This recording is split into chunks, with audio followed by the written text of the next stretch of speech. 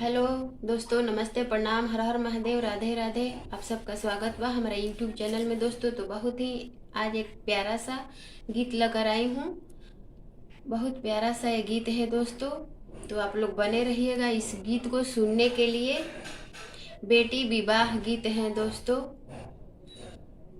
अरे हा पार गंगा रे ओहा पार जमुना, अरे हा पार गंगा रे ओहा पारी जमुना। अरे बिचवे बहेला बालूरी तरे लाला नामा, अरे बिचवे बहेला बालूरी तरे लाला नामा। ओही बालूर तवा में बागरे बगैचा, अरे ओही बालूर तवा में बागरे बगैचा।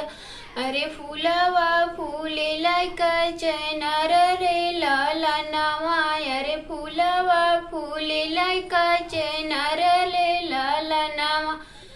अरे फूल लोरे चलेली बेटी हो कमाना, बेटी फूल तोड़े चलेली बेटी हो कमाना। बेटी एक फाड़ तोड़ेली दोसर फाड़ तोड़ेली, एक फाड़ तोड़ेली दोसर फाड़ तोड़ेली।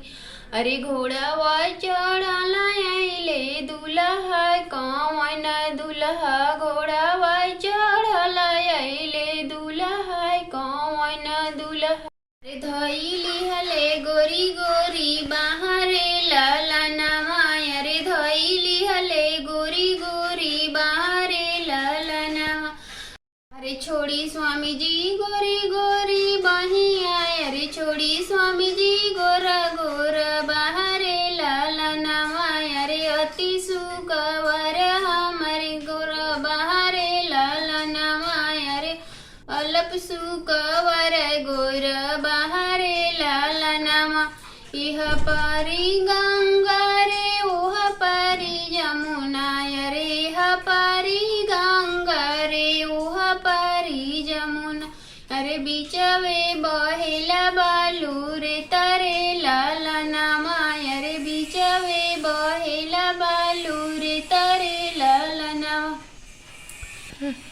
तो दोस्तों यही था हमारा बेटी विवाह गीत। तो आप लोग को ये गीत कैसा लगा कमेंट करके हमें ज़रूर बताना, और लाइक का बटन दबा देना, और चैनल को साथ में सब्सक्राइब कर लेना, क्योंकि मैं बहुत ही प्यारा प्यारा बेटी विवाह गीत, बेटा विवाह गीत, बहुत सारा गीत लेकर आऊँगी आप लोग के लिए दोस्तों। तब तक के लिए बाय बाय।